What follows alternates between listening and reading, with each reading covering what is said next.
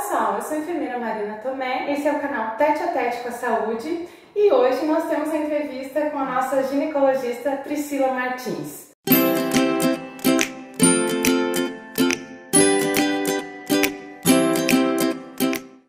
Tudo bom, Priscila? Tudo bem? Muito obrigada por colaborar com a gente e participar do nosso canal. Eu que agradeço o convite, é uma honra para mim participar do teu canal e quanto mais gente a gente conseguir ajudar por aqui, melhor.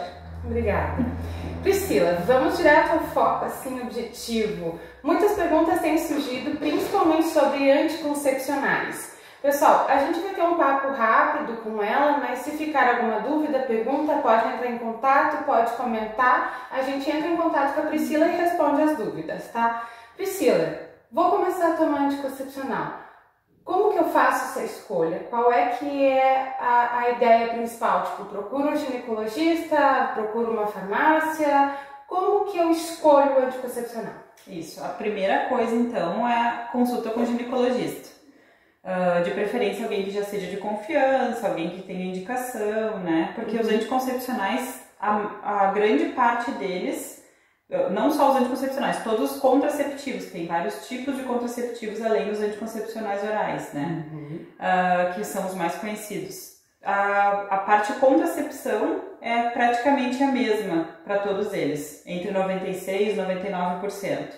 Então a escolha do anticoncepcional ou do método contraceptivo vai depender de vários outros fatores, como oleosidade da pele, se tem dor para menstruar, se o fluxo menstrual é muito intenso. Então tem várias coisas que a gente acaba optando por um ou por outro método. Tu tocou num assunto bem importante, então quer dizer que esses contraceptivos anticoncepcionais nem sempre são usados para evitar gravidez, às vezes por outros motivos. Grande parte das vezes a gente usa por outros motivos. Para regulagem de fluxo, para diminuição de fluxo menstrual, para controlar dor, paciente que tem muita cólica, paciente que tem endometriose, que é uma dor incapacitante quando menstrua, a gente pode usar o anticoncepcional para tratamento dessas doenças também. Cisto ovariano, né, síndrome do ovário policístico. Entre outros métodos contraceptivos, como que eu escolho? Vou usar um DIU, vou usar um anticoncepcional, vou usar um injetável. Isso quem vai definir a partir dos sinais e sintomas seria o médico, então? Sempre o ginecologista em conjunto com a paciente, né? Sempre tem que ser combinado, porque não adianta o médico sugerir um uso que a paciente não vai aderir. Então a principal coisa é a paciente e o médico discutirem juntos para que seja bem aderido, porque qualquer método não funciona desde que não seja feito.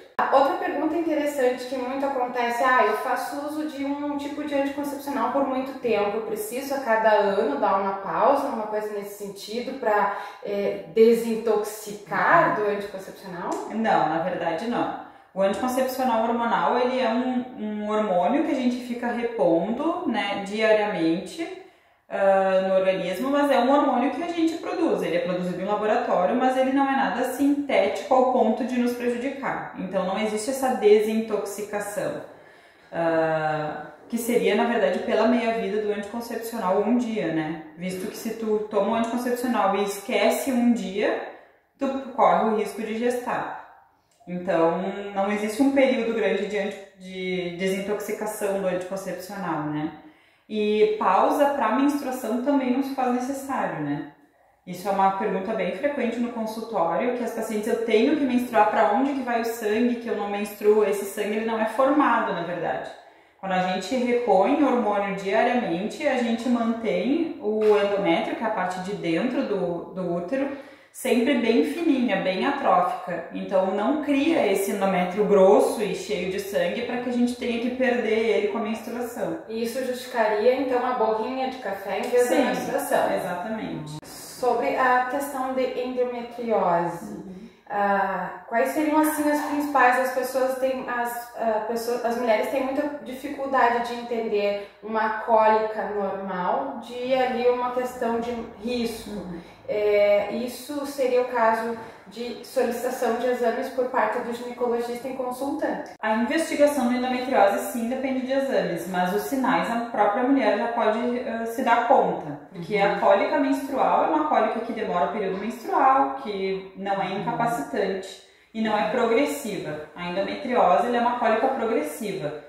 Desde que as pacientes dizem, desde que eu menstruei vai aumentando cada ciclo a minha dor e agora eu não consigo mais trabalhar, não consigo mais ir à escola e à faculdade de cólica, né, por causa da cólica. Então é uma dor incapacitante que também vai progredindo com o passar do tempo e daí já é um sinal para elas procurarem o ginecologista. Aí sim vai investigar com exames, né? Que daí é uma ecografia transvaginal, uma ressonância ou até uma laparoscopia exploratória para ver foco de endometriose e já tratar. Falando sobre os tipos de contraceptivos, existe anticoncepcional mais fraquinho, menos forte, às vezes tem algumas mulheres que usam até 2 tipos, às vezes por uma necessidade ou por questão de medo mesmo. Na verdade, assim, a contracepção, todos eles têm praticamente a mesma eficácia desde que bem usados, todos os métodos, né? O anticoncepcional tem uns com mais hormônio, uns com menos hormônio, mas todos eles a eficácia contraceptiva é a mesma.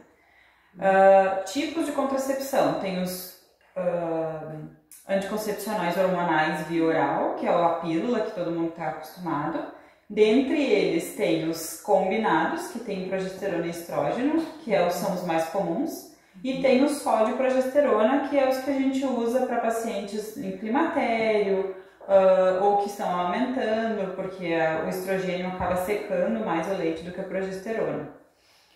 E esses de progesterona são contínuos, esses não existe pausa.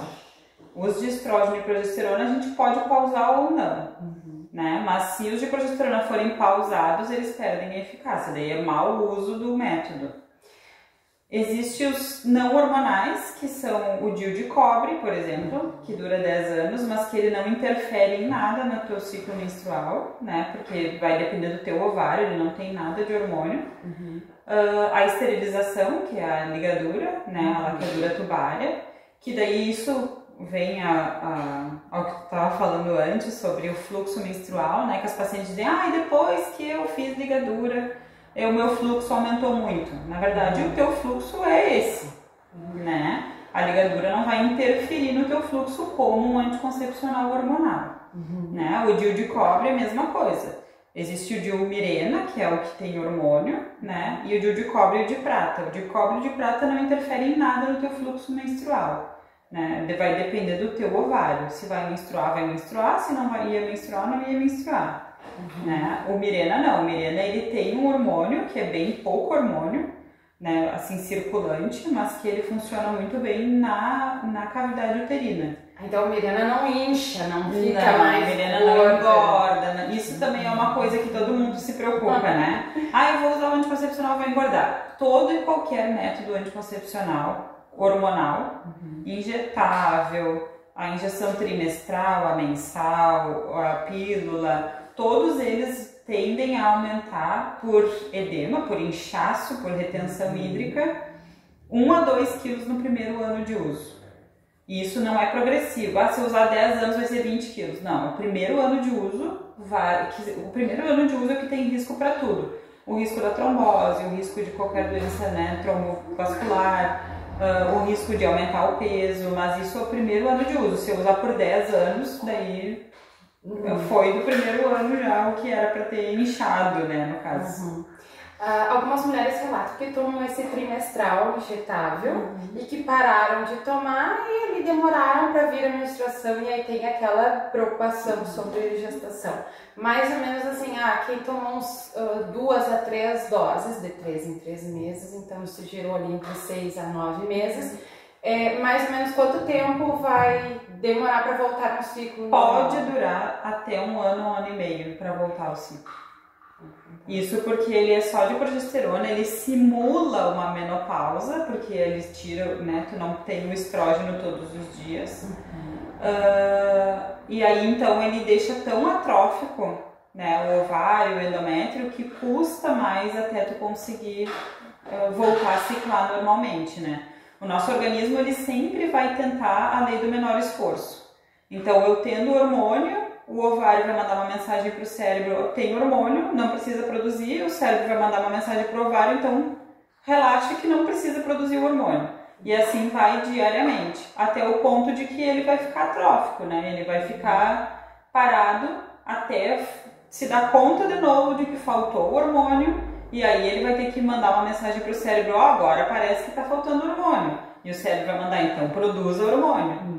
E isso com a trimestral pode demorar de um ano a 1 ano e meio para voltar. Tem pacientes que não, que param e daí no mês seguinte já menstruam, né? Já não é o caso da Mesigina, que é utilizada mensal, ou dos comprimidos que não, isso não.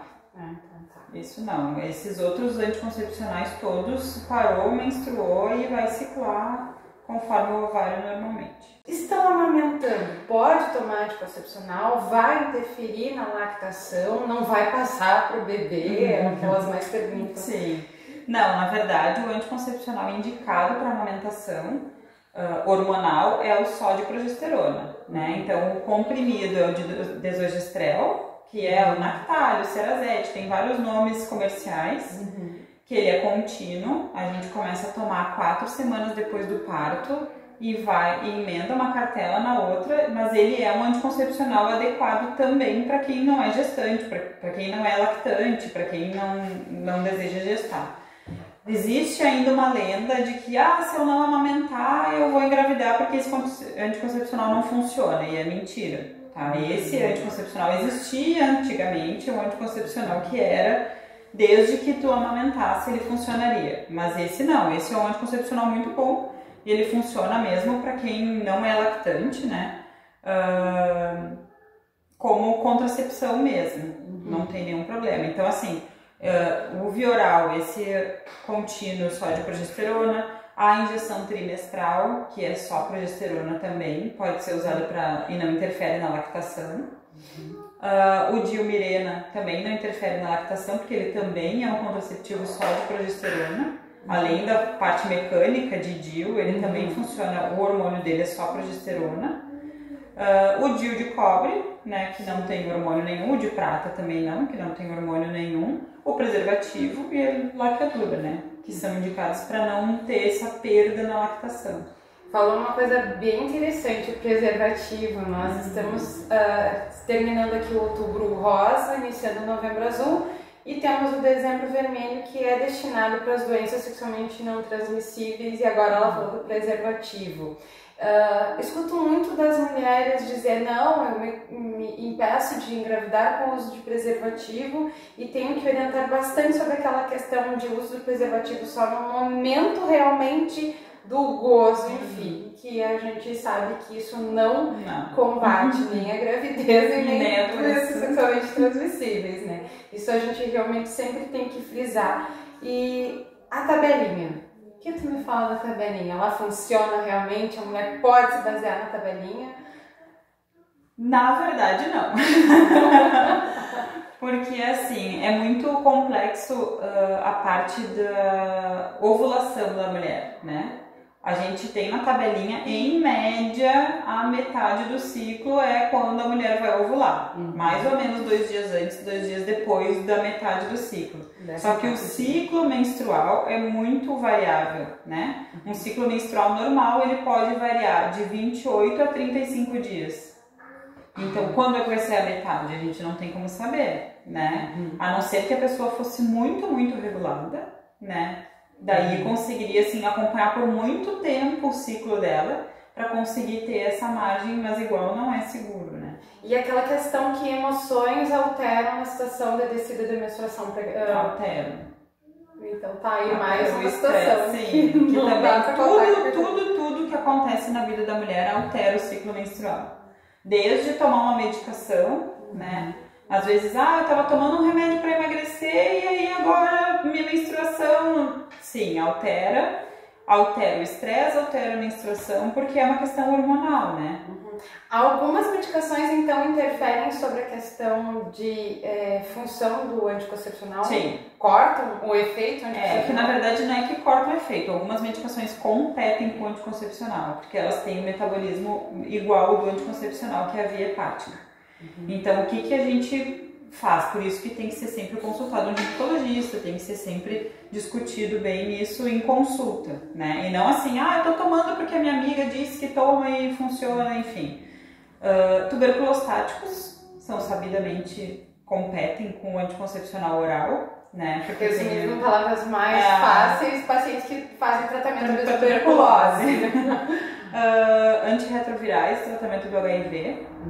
Algumas medicações psicotrópicas, assim, ansiolíticos, né, para ansiedade, para depressão, podem interferir, mas isso não é que eles cortam efeito, eles competem. Então, nem o anticoncepcional e nem a medicação vai ser usada como se deveria, assim, vai ter a dosagem correta circulante no organismo. Daí a gente opta por outros tipos de contracepção, né? Daí tem o injetável, que tem uma passagem por outra via que não a mesma do tratamento, né, que a pessoa está fazendo. Os DIUs, né?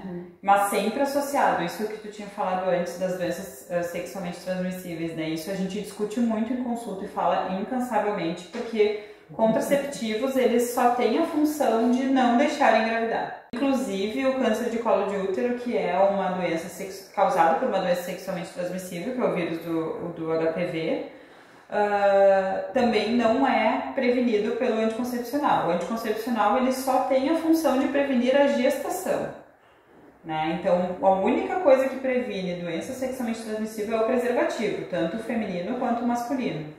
Né? Então, isso é um método que sempre tem que ser usado em conjunto com o anticoncepcional. Mas, Priscila, eu tomei as vacinas de 9, 11, 12 anos, aquelas vacinas contra o HPV. Isso me imuniza do HPV? Não. O HPV, existe N cepas de HPV, né? Vários tipos de HPV. Alguns causam câncer de colo de útero, alguns causam a verruga que as pessoas estão acostumadas a ver. Então, assim, a vacina do HPV tem a trivalente e a tetravalente, ou seja, elas imunizam para 3 tipos ou 4 tipos. É o máximo de tipos de HPV que elas imunizam. Que normalmente os que são escolhidos são os que causam câncer. Mas sempre o vírus está mudando, né? A gente sempre tem mutação, então a gente está sendo exposta e não sabe o que vai se acontecer, né, no organismo quando tiver contato com aquele tipo de vírus. Então não está totalmente protegido mesmo com a vacina. A gente tenta proteger com os piores tipos, mas os outros todos estão... Uma coisa que a gente estava conversando, eu e a Priscila, a gente trabalha junto, é sobre a questão que o Ministério da Saúde preconiza a realização do pré-câncer do colo de útero a partir de 25 anos. 25 anos. Tanto eu quanto garanto tu também já sabe muito bem que a gente descobre muitas coisas antes dessa idade, né? E o quanto é importante quando eu começo a fazer pré-câncer. Então, o pré-câncer é uma discussão bem importante entre os ginecologistas e o Ministério da Saúde, porque a gente não concorda muito com as diretrizes deles, porque o que o Ministério da Saúde preconiza? Primeiro, o pré-câncer tem que ser coletado a partir dos 25 anos, e se 2 normais, pode ser coletado a cada 2, 3 anos. Mas, na prática clínica, a gente vê que a gente, né, eu e tu, a gente perdeu uma paciente há pouco tempo, que eu acho que ela tinha menos de 25 anos e tinha um câncer de colo que foi metastático, enfim, ela acabou morrendo. Então, assim, os ginecologistas, no geral, o que fazem? 1 ano após relações, o início das relações, começa a coletar e coleta anualmente, ou se tiver alguma alteração semestral, trimestral, mas nunca deixar para mais tempo. Até quando? Até que idade? Até os 65 anos. Mas a partir de, tipo, eu tenho mais de 65 anos, ainda tenho atividade sexual. Não tem problema. A gente, se tu tiver todos os teus preventivos, os últimos 5 normais, até os 65 anos, depois a gente faz só o exame físico. Mas tem que fazer anualmente igual, né? A gente faz o especular, se tiver alguma alteração se coleta, se não, não. Isso pela chance do contato com o HPV e pelo tempo que o HPV leva até causar uma lesão grave. Toda mulher deveria consultar o ginecologista anualmente. O pré-câncer a gente faz até os 65 anos, mas o exame físico a gente faz todos os anos. Uma pergunta que também me rolou, já focando no outro assunto, eco mamária. Quando eu devo começar a fazer eco mamária e com que repetição, mais ou menos, só para ter certeza? Para alguém que tem índice de câncer na família ou para quem não tem? Assim, o rastreamento mamário a gente faz em todos os pacientes a partir dos 40 anos, com mamografia e eco mamário. Isso anualmente se faz. Desde que não se tenha histórico na família com nenhum familiar próximo, mãe, irmãs, avós, com história de câncer de mama abaixo dos 50 anos. Se tiver, minha mãe teve câncer de mama com 40 anos, então com 30 a gente já tem que começar esse rastreio. O rastreio começa 10 anos antes da data, da idade da pessoa que teve o diagnóstico.